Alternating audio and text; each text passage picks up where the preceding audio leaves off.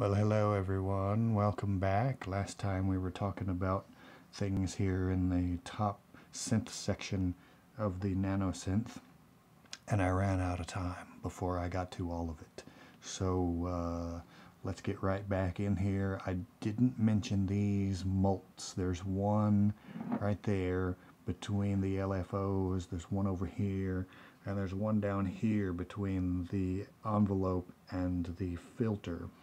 And all that is a signal splitter. You plug a signal in, and then it's available as a copy on the other three legs of the mult. Let's get into the ADSR. It stands for attack, decay, sustain, and release. And it's an envelope generator. The input is a gate, and the output is a voltage slope of CV. So I will plug the output to the CV input of my VCA. And for the input, I want a gate. I could use one of the buttons to do that, but there's another gate source on this machine, the ribbon. If you look up here at the very end next to the little robot, there's a light that lights up when I touch the ribbon, indicating the ribbon gate. So how about if I just take that, let me get one of these cables and plug the ribbon gate. Make sure I'm getting one of them. Finding the right hole, that's the challenge with the NanoSynth. Alright. Now, if I press the ribbon, I should hear the ADSR opening up my VCA. The little light in between those knobs gives us a visual indication of the voltage level of the envelope. Attack is the amount of time it takes to reach its maximum value, in this case 5 volts. After that comes decay. So after it reaches 5 volts, then the decay stage will play, and decay is the amount of time it takes to fall to the sustain level. If you have sustain set at maximum, nothing will happen. If I turn sustain down, then you will hear it rise and then fall, and then it hangs at the sustain level until I let go, and then the release portion plays. Very handy. Now, if you want to slow this down, there is a slow function on this envelope. You'll see a little bracket labeled slow, and to slow it down, all you do is you take a short cable and you connect both sides of that little staple there, and now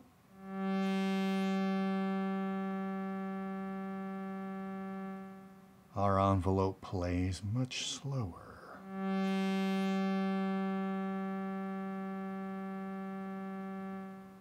Yep, so you can slow it down, and there's also another little bracket labeled loop, and if you connect the 2 points on the loop, then it should loop the envelope, right?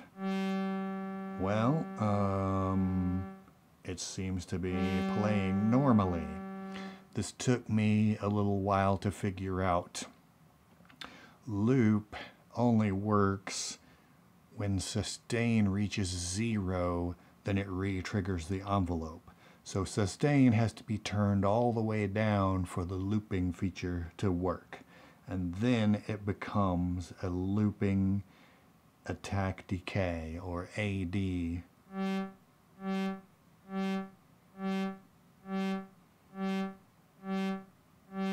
And if you don't want to have to hold your gate down manually, you can pull one of these voltages from the voltage block. Over on this side we have a 5 volt, and now that holds the gate high,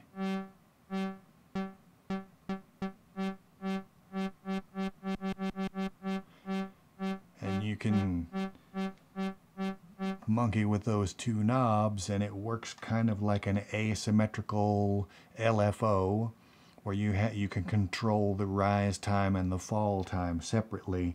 It's kind of a Buchla-esque little feature there, the loop. All right, I'll take that out. I'll turn this back up. And you know, you can use the envelope to control things other than the VCA.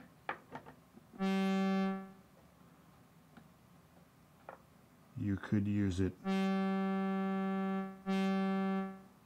to control the filter or the pitch of your oscillator.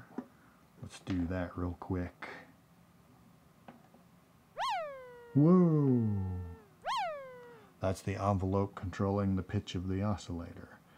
I'm sure you can find a use for that. We can also control the pitch of the oscillator using the ribbon. There's a CV output on the ribbon. Let's plug that in to the CV input of our oscillator. Let's turn sustain up. I can narrow the range of that with an attenuator. If I don't want it to be quite so wide, you can attenuate this and then use the knob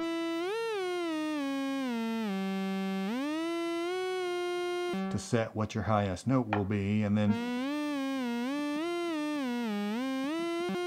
you have a narrower note range, which makes you a little more precise.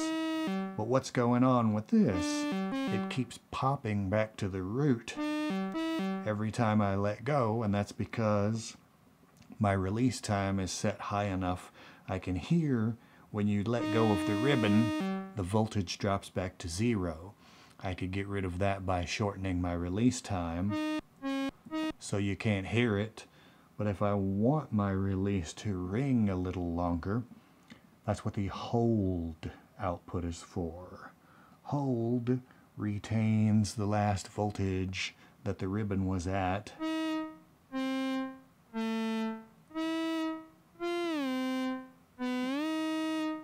And so there you go. Speaking of hold, the last thing on here, which we haven't talked about, is the sample and hold. Now, sample and hold, kind of like the envelope, it's not really an audio processor. Basically, rule of thumb, even though it accepts audio input, its output is CV. It's not an audio source. It is a CV source. Now, sample and hold expects to be clocked. So let's plug a square wave LFO into this socket labeled CK for clock. Now every time it receives a clock pulse, it will sample the input, and the most normal source for a sample and hold will be noise, random noise. So let's feed it some white noise from our oscillator. And then the output of it will be CV. So let's take that output, and I will unmute this. We plug that output into the volts per octave of our oscillator. If I speed up the clock,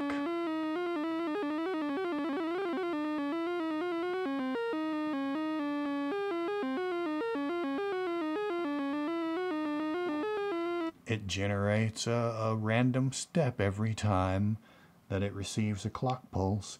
It samples the input and then sends that voltage through the output. Now we don't have to send it random noise. We could send it instead triangle wave from the other LFO. Now you can hear it climbing up and down stair-step style. You can get those steps to scatter randomly if you speed up the LFO.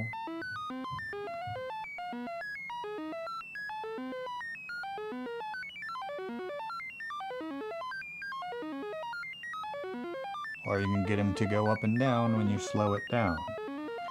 Now the other option on here is track and hold, which is labeled TR, and that's a little different. Track and hold allows the signal to pass when the gate is high, and then it holds a sampled value when the gate is low. And so you get these steps that kind of glide into each other. And if we feed track and hold some noise,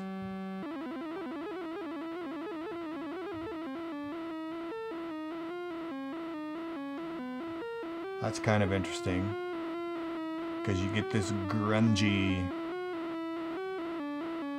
interval in between your sampled steps. The only thing left is the Arduino, and I'm afraid you are on your own for that, because it requires a computer and Arduino coding, and I just refuse to get into that. But there's a lot of power here. I've seen videos. People can make the NanoSynth do amazing tricks if you bother to learn how to do the digital stuff here. But anyway, that's it.